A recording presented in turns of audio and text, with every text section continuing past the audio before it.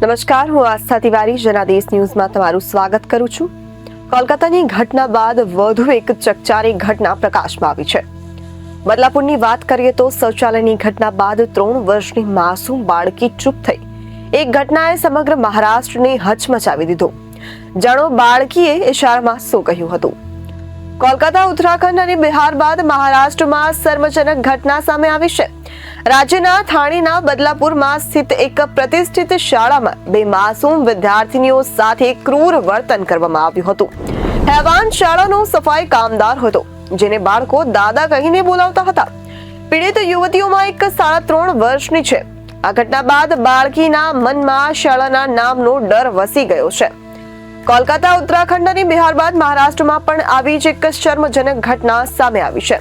બદલાપુરમાં સ્થિત એક પ્રતિષ્ઠિત શાળામાં 2 માસૂમ વિદ્યાર્થીનીઓ સાથે ક્રૂર વર્તન કરવામાં આવ્યું. હેવાન શાળાનો સફાઈ કામદાર હતો, જેને બાળકો દાદા કહીને બોલાવતા હતા.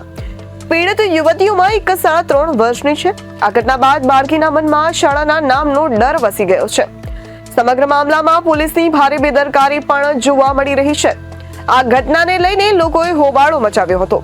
પથ્થરમારો અને લાઠીચાર્જ પણ કરવામાં આવ્યો હતો, જેને લઈને ભીડના હંગામા બાદ બદલાપુરમાં કલમ 163 લાગુ કરવામાં આવી હતી, જે ચાલુ છે.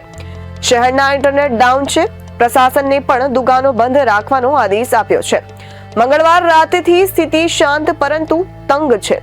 પોલીસ સંપૂર્ણ સતર્ક છે. રેલવે સ્ટેશનથી લઈને શાળા સુધી પોલીસનો ચુસ્ત બંદોબસ્ત છે. જ્યાં ગુનો બન્યો હતો ત્યારે બુધવારે સિંધી જૂથના નેતા સંજય નિરુપમ બદલાપુર જશે અને પોલીસ અધિકારીઓને મળશે. તે પીડિતાના પરિવારને પણ મળી શકે છે. આ ઘટનાના વિરોધમાં મુંબઈ યુબીટીના નેતાઓ સવારે 11 વાગે ભારત માતા થિયેટર પાસે વિરોધ પ્રદર્શન કરશે. આ દુષ્કર્મ 13મી ઓગસ્ટના રોજ કરવામાં આવ્યું હતું. પોલીસે જે આરોપીની ધરપકડ કરી છે તે સ્કૂલ સ્વીપર અક્ષય સિંધે છે. બાળકો તેમને દાદા કહેતા હતા. આ ઘટનાને લઈને એસઆઈટીની પણ રચના કરવામાં આવી છે. મુખ્યમંત્રી અને ગૃહમંત્રી સમગ્ર ઘટના પર ચાંપતી નજર રાખી રહ્યા છે. આ ઘટના 13મી ઓગસ્ટના રોજ બની હતી. આ ઘટના બાદ પીડિત યુવતી પરેશાન અને ડરેલી છે. આ છોકરી તેને મામા સાથે રહે છે અને તેને દાદા તેના શાળા માટે તૈયાર કરે છે. પરિવારજનોના જણાવ્યા અનુસાર યુવતી 13 ઓગસ્ટને રોજ તેની શાળાએ ગઈ હતી.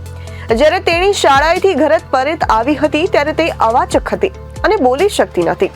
પરિવારને લાગતું હશે કે છોકરી થાકી ગઈ છે, પણ છોકરીએ શાળાએ જતા ડરવા લાગી.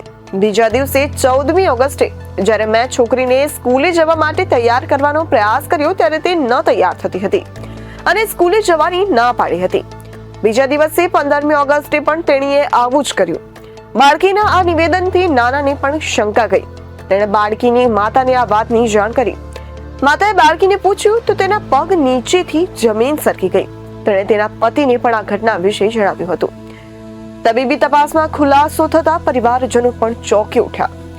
પરિવારજનોના જણાવ્યા અનુસાર યુવતીની ઉંમર 3.5 વર્ષની છે. શાળાના શૌચાલયમાં તેણીનું યૌન શોષણ કરવામાં આવ્યું. છોકરી માટે આ સમજવું અશક્ય હતું અને તે તેને શબ્દોમાં સમજાવવા માટે સક્ષમ પણ ન હતી. શાળાના નામનો ડર એના મનમાં વસી ગયો હતો. પોલીસને આપેલ નિવેદન મુજબ માતાએ જણાવ્યું કે આ દરમિયાન બાળકીની તબિયત પણ બગડવા લાગી હતી. તેને થોડો આઘાત લાગ્યો હતો.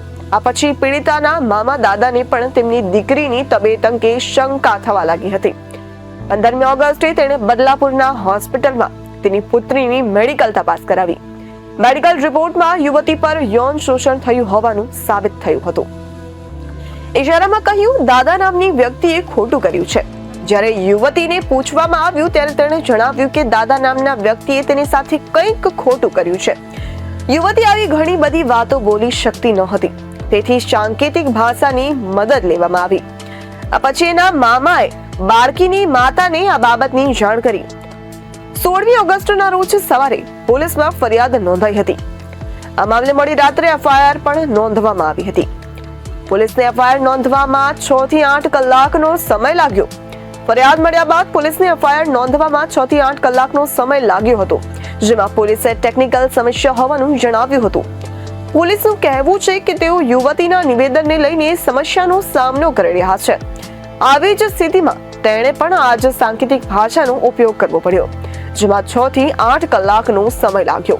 सर अभी किस तरह का स्थिति है और क्या कहना चाहेंगे अभी? अभी सिचुएशन नॉर्मल है, रेलवे मूवमेंट भी नॉर्मल है, कोई इश्यू नहीं है। अभी किस तरह का सेक्शन 140 वैसा भी लगाया है कि क्या है? नहीं, कोई भी सेक्शन इम्पोज नहीं किया है, और एवरीथिंग इज नॉर्मल। बंद है, उसका क्या कहना चाहेंगे? कौन सी सेवा? इंटरनेट की सेवा। हाँ, वो इंटरनेट की सेवा अभी कुछ दिन बंद रहेगी, ताकि ज्यादा रूमर्स ना फैले, लेकिन ओवरऑल सिचुएशन इज नॉर्मल। तो कितने लोगों को इसमें पकड़ा गया है और क्या कहना चाहेंगे उसको? Will tell later. तो किस तरह का कार्रवाई होगा और मतलब ये ऑफेंस इज रजिस्टर्ड, गुना दाखिल किया है। तो किस तरह का ऑफेंस रजिस्टर किया है? या some non bailable sections are applied. જેને કારણે એફઆઈઆરમાં વિલંબ થયો હતો. 17 ઓગસ્ટની વહેલી સવારે પોલીસે આ કેસમાં શાળાના સફાઈ કર્મચારી અક્ષય શિંદેની ધરપકડ કરી. બાળકો તેમને દાદા કહેતા હતા. મરાઠીમાં મોટા ભાઈને દાદા કહે છે. પોલીસે તેને કોર્ટમાં રજૂ કર્યો છે, જ્યાંથી આરોપીને પોલીસ કસ્ટડીમાં મોકલી દેવામાં આવ્યો છે. આ ઘટના ગંભીર છે. આરોપીઓને બક્ષવામાં નહીં આવે તેવું ગૃહ રાજ્યમંત્રીએ જણાવ્યું હતું. રાજ્યના ગૃહપ્રધાન દેવેન્દ્ર ફડણવીસે કહ્યું કે બદલાપુરમાં દુષ્કર્મની ઘટના ખૂબ જ ગંભીર છે. હું આ ઘટનાની સખ્ત નિંદા કરું છું. રાજ્ય સરકારે આ મામલાની તપાસ માટે આઈજી રેન્કની મહિલા અધિકારીના નેતૃત્વમાં એસઆઈટીની રચના કરી છે. પીડિત પરિવારની વહેલી તકે ન્યાય મળે તે માટે સરકાર આ કેસને ફાસ્ટ ટ્રેક કોર્ટમાં લઈ જવાનો પ્રયાસ કરી રહી છે. આ ઉપરાંત સંસ્થાના સંચાલકો સામે કડક કાર્યવાહી કરવાના આદેશ આપવામાં આવ્યા છે. આવી જ વધુ અપડેટ માટે જોતા રહો જનાદેશ ન્યૂઝ. નમસ્કાર.